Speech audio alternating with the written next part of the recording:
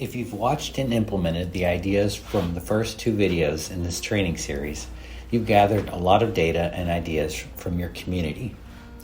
Now it's time to turn those ideas into a project that benefits your restoration project and engages your community.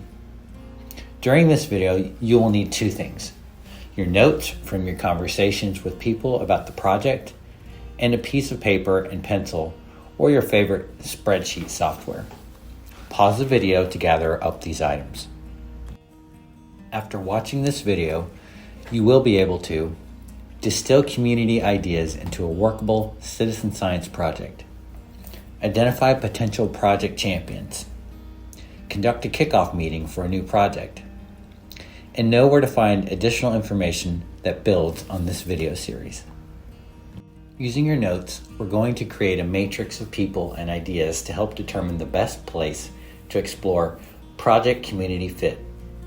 With your paper and pencil or spreadsheet software, create a column on the left and list the names of all the people you interviewed about the restoration site. Next, find the notes from your conversation with the first person listed in your column. As you read your notes, record a list of the prominent goals, ideas, or topic areas of interest that person mentioned in a row at the top of your matrix. Don't worry about making the perfect categories in the row just yet. You can modify them later. Right now, you're just capturing information. Place an X in the boxes of your matrix for all of the ideas you've captured for person A.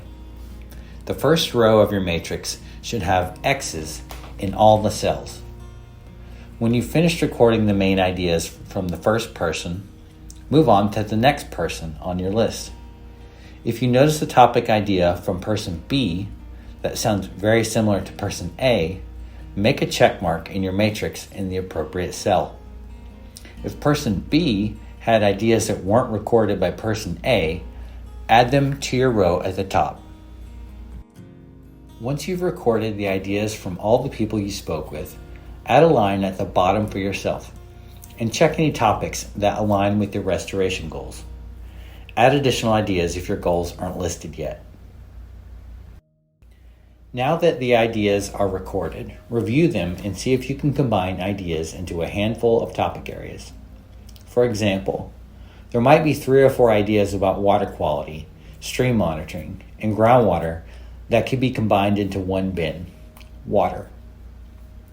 Once you've distilled all of the ideas into as few topic areas as you are comfortable with, look at which topics have the most X's and which have the fewest. As you start to formulate the direction of your citizen science project, you'll probably be most successful if you begin with a topic area that is of high interest to your community and also aligns with your goals for the restoration project.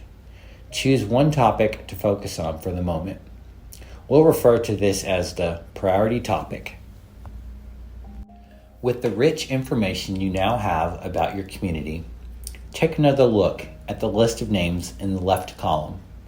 Of the people who've expressed an interest in the priority topic, who could be a good project champion in this space? Which person or people are effective leaders, good at developing relationships, and known for getting things done? Place stars next to those names or highlight them. These are your project champions, the people with the potential to help you frame and launch a successful citizen science project. Schedule a follow-up call or in-person meeting with the small group of people you've highlighted as project champions. During the meeting, share what you've learned through your conversations and matrix work about the topic or topics that rose to the top, and explain how it intersects with your restoration goals. Use this meeting as an opportunity for everyone to get to know each other, share their goals, and learn from each other. This meeting is an opportunity to further develop relationships and build trust among the group. Near the end of the meeting, ask people to indicate if they want to pursue a project collaboration so you know who to include as you move forward. In the next video, we'll be exploring requirements for NRDA citizen science and restoration projects and how to set your project up for success by identifying a long-term project steward. For more information about this video series, visit doi.gov/restoration.